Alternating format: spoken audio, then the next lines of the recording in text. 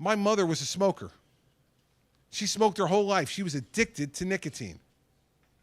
She started when she was 16 years old, which was 1948.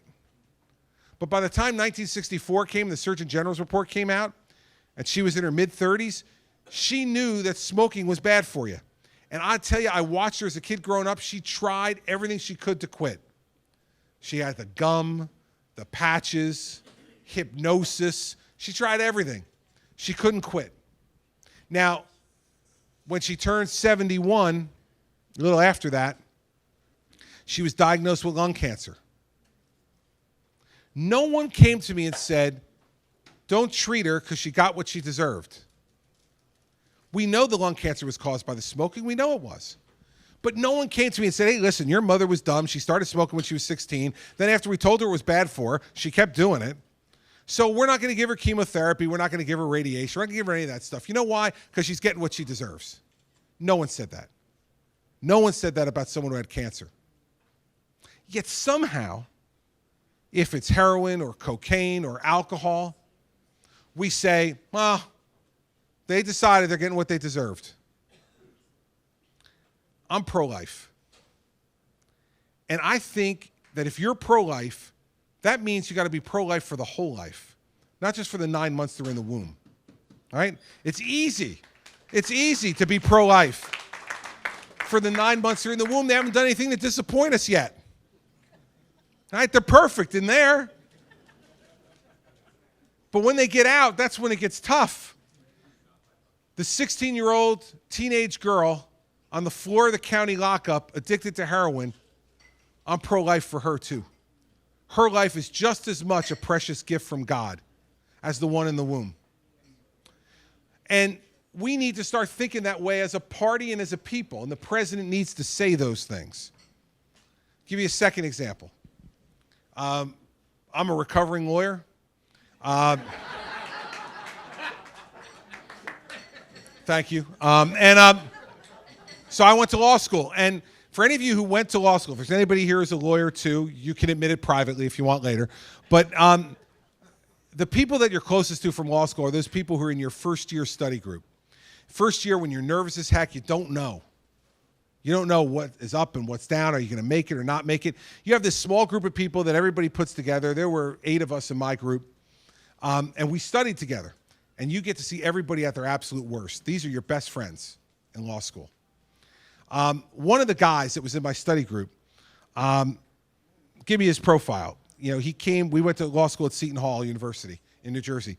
He came from an Ivy League school to Seton Hall. He was the smartest of all of us.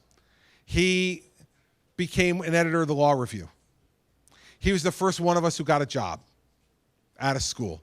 Got it at a big, prominent law firm in our state. He's making more money than any of the rest of us. He married an incredibly beautiful woman who's a doctor. They have 3 gorgeous daughters, one cuter and happier and more talented than the next. He was the first one among us to become a partner at his law firm. He bought a great house. He had a great car, and worse yet, he was really good looking and in perfect shape. The guy used to run 10, 12 miles a week, every week. So we loved him, but we hated him because the guy had everything, right? He was running one day in his normal routine. He hurt his back running. He was in his early 40s and was not giving in to age. And he was running his normal time, and he hurt his back. And so he went to the doctor because he was having trouble working. He was really hurt. And so he said, listen, we're going to give you some treatment, whatever. But in the meantime, just to help you get you through, we're going to give you Percocet. Help numb the pain. Well, about a year later, I get a call from his wife. And she said, he's addicted to these painkillers. And he won't listen. And I kicked him out of the house. And he's living at his parents' house, and you guys need to go and have an intervention with him. Those friends from law school, you need to go and get him to go to rehab. So we all went over there. We had an intervention with him, and it started a 10-year odyssey of him being in and out of rehab. During that period of time, she divorced him. He lost his right to see his girls. He lost his license to practice law.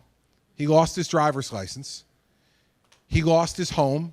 He bought himself a condo and she kicked him out. He lost that. He lost all the money, spent all the money that he had saved and then spent through most of his retirement. When a year and a half ago on a Sunday morning, Mary Pat and I got the call that we've been dreading forever, that they found him dead in a motel room with an empty bottle of Percocet and an empty quart of vodka. 52 years old. By every measure that we define success in this country, this guy had it. Great-looking guy, well-educated, great career, plenty of money, beautiful, loving wife, beautiful children, great house. He had everything.